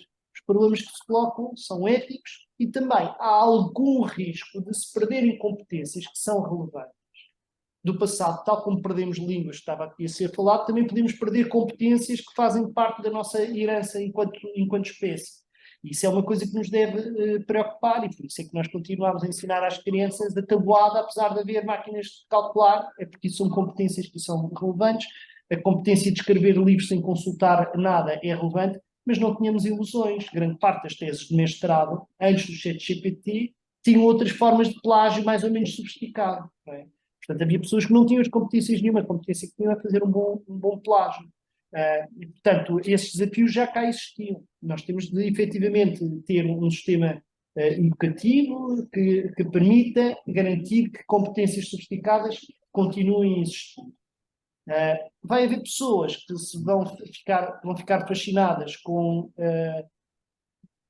os livros escritos ou as pinturas feitas por inteligência artificial e outras não, e que vão continuar a cultivar a pintura ou a literatura. Tal como hoje nós temos uma massa gigante de pessoas que vê filmes que são completamente produzidos de forma artificial e outros que não, e a capacidade de produzir filmes de outra forma continua a existir. Portanto, eu por aí não me sentiria muito preocupado. A preocupação, a unificação não é uma questão de preocupação.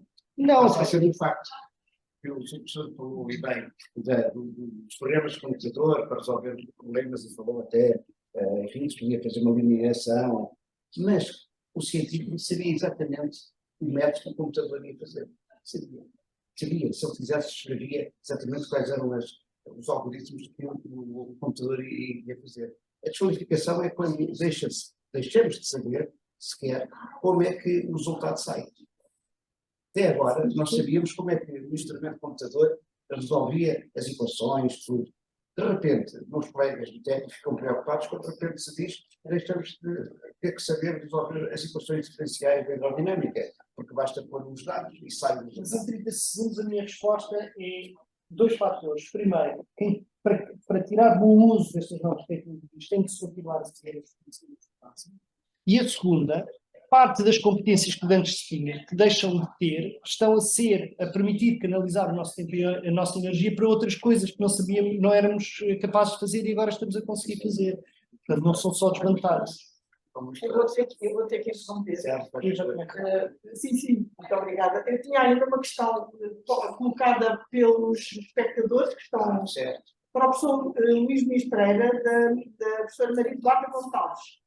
Programar máquinas éticas não faria correr o risco de alienar ainda mais o papel normativo e regulador dos humanos, sociedades? É uma pergunta, faz favor. E agradecia que a resposta fosse que nós vamos ter que sair porque ele sai de uma aula. Sim, obrigado pela pergunta. A questão é que nós próprios não sabemos qual é a nossa ética. A nossa ética de humanos é uma combinação de várias éticas, quer kantianas, utilitaristas, eu sei lá. São uma mistura de éticas. Quando nós começamos a querer explicitar a nossa ética para programar uma máquina, não sabemos. E, portanto, é um mito pensarmos que conseguimos ensinar ética às máquinas, uma ética que nos é desconhecida. Na generalidade que a ética tem. No entanto, é possível começar por algum lado, e na minha opinião são as normas. Ou seja, as normas de comportamento numa biblioteca, num hospital. Quer dizer, aí há normas bem definidas que as pessoas sabem e sabem as exceções. O que acontece se na biblioteca há um incêndio? Já não se pode seguir à risca aquela norma. E cada vez mais haverá máquinas a colaborar connosco nesses domínios bem definidos, e aí sim, eu acho que é possível ensinar ética às máquinas e, sobretudo, até possibilitar que a máquina diga, não, isso eu não faço. E é possível que a máquina seja capaz de explicar o porquê disso. Daí, depois de termos tido a capacidade de explorar aspectos éticos, normativos, num grande número de domínios, poderemos tentar ir abstraindo e para ter níveis mais altos que, digamos, que se apliquem com maior generalidade. E nós vamos aprender com isso. E até podemos usar as máquinas para ensinar ética aos humanos, tal como há programas para ensinar matemática, fazer exercícios interativamente. É possível desenhar máquinas e até os jogos, em vez de terem os jogos em que estão todos a matar uns aos outros, vão ser jogos em que há, digamos, decisões éticas a tomar pelo meio. E pronto, para ser breve. Muito obrigada aos nossos oradores. Acho que foi muito útil a assistência que também já escreveu com as suas questões, e aos que não estão, mas que também assistiram por via do Zoom. Mas lamento, mas realmente temos mesmo que sair, porque nos deram o prazo rigoroso até às 6 da tarde. Muito obrigada por